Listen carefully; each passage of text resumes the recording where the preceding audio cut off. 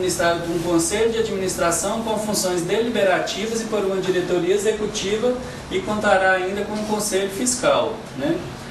Ou seja, é uma empresa criada pelo governo, com um conselho indicado pelo governo, com um conselho fiscal. Em momento nenhum vocês vão falar de controle social nessa empresa. E diz que vai trabalhar aliado ao SUS, né? E a gente sabe que a legislação do SUS, lá a Lei 8080, 8142, o tempo inteiro fala do controle social em qualquer instituição, né, do SUS. O Estatuto Social da EBSER definirá a composição, as atribuições e o funcionamento de seus órgãos societários. O Estatuto, conforme já foi falado, definido pelo Executivo. Ato do Poder Executivo aprovará o Estatuto da EBSER, ou seja, essa empresa ela não será subordinada a ninguém, né? A não ser as pessoas indicadas pelo Executivo. Pode passar o próximo. O regime de pessoal, isso aqui causa muita confusão, principalmente lá no hospital, porque não sei se por maldade, né, da direção, não sei qual que é a intenção, se era minimizar ou acalmar os ânimos do pessoal que está aí prestes a ser demitido, que ele seria automaticamente transferido para essa empresa, né, sem ter que prestar concurso, né, e com salário bem melhor, não sei se para não causar euforia dentro do hospital, não aumentar a força de resistência, né, para a gente não ter essas pessoas como aliadas nossas para derrubar isso, porque tem muita gente achando que vai ser bom. Mas ele acha que vai acertar na FAEPO, vai passar a receber um salário 3, 4 vezes maior que o que ele ganha hoje na fundação e vai passar para ela automaticamente sem um concurso público. A gente sabe que isso não é verdade. É uma mentira que foi plantada lá para eles e infelizmente a gente ainda não conseguiu reverter isso totalmente.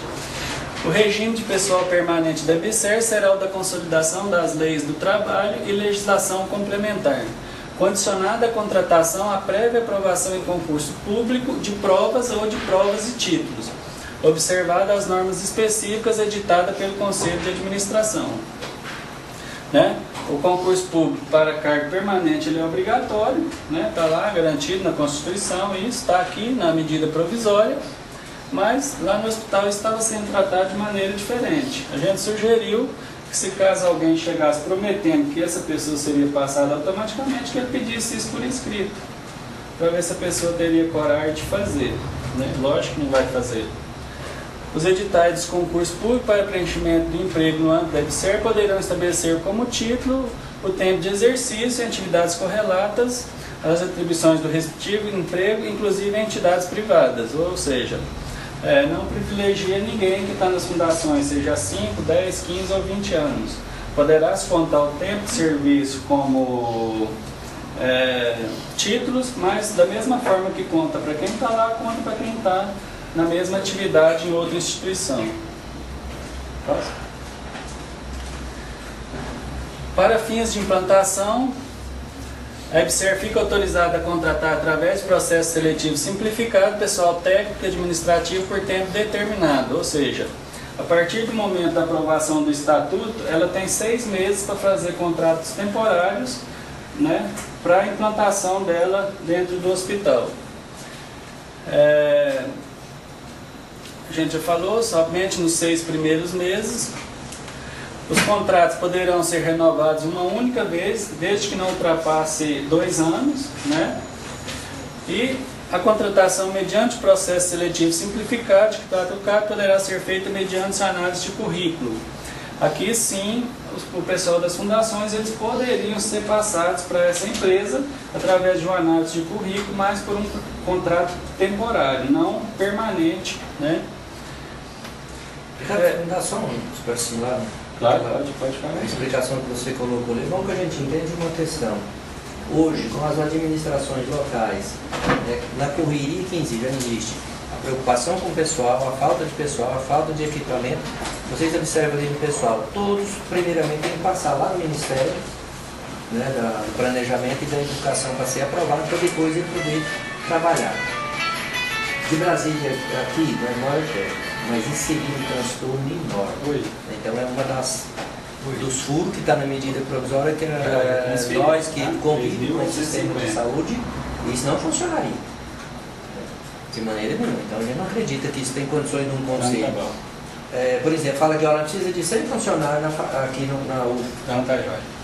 Contrata esse funcionário, faz todo o trabalho dele, aí vai a avaliação, aí o Ministério do Planejamento e o MEC vai aprovar. Até eles fazerem isso, o problema já se alastrou que não é mais possível reparar. Continua. Passado? Ou seja, não significa que a FAEP tem hoje 1.500 servidores, que essa empresa ela vai contratar 1.500. Vai depender da avaliação do Ministério do Planejamento, da quantidade de funcionários. Pode ser mais, pode ser menos, pode ser o mesmo quantitativo, né? Pode passar. Geraldo, um comentário apenas. Como a empresa já determina que necessita de estabelece meta e necessita de um quantitativo, a gente não acredita de pessoas que têm mais idade, senhoras que têm acima de 50 anos, que prestam um trabalho de qualidade por sua experiência, mas não tem força física mais para estabelecer uma quantidade maior, né? Então, na verdade, está mais do que comprovado que essas pessoas com certeza não permanecerão na empresa. Na verdade, vai ser pessoas mais jovens que têm condição de estabelecer mais o quantitativo e despreza a experiência que dá força para o qualitativo. Isso é tanto da UF quanto das fundações. Exatamente.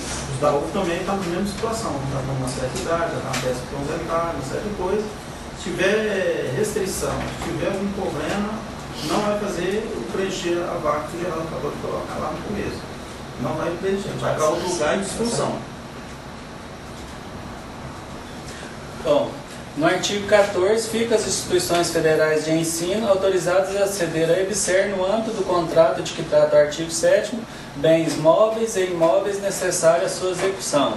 Ou seja, permite a doação do patrimônio público, seja os funcionários já foram doados lá atrás, né? Agora aqui no artigo 14 também autoriza a doação dos móveis e imóveis, hoje pertencentes ao hospital universitário, a essa empresa, né? Patrimônio público comprado com dinheiro público sendo doado a uma empresa, mesmo estatal, mas uma estatal de caráter privado, né? Já vem acontecendo, já tem um modelo para isso, e as companheiras do DCE sabem disso. As cantinas, os RUs, vem sendo reformado o espaço físico e cedido para iniciativa privada, né? E a iniciativa privada, para obter lucro, coloca valores altos, mas usando o patrimônio da UF, usando o espaço físico da UF. Está tudo dentro do espaço físico, mas a empresa vai ali e gera o seu lucro, né? Então, não é diferente. Os móveis e imóveis serão cedidos para a empresa, né? Provavelmente com a mandato de 99 anos, mas que não é diferente da cantina e do RU que a gente tem hoje na universidade. Pode passar o próximo. A EBSER e seus subsidiários sujeitar-se a uma fiscalização dos órgãos de controle interno e externo da União, ou seja, prevê controle do Tribunal de Contas da União, dos órgãos do governo, mas mais uma vez o controle social está excluído, né, da fiscalização da empresa.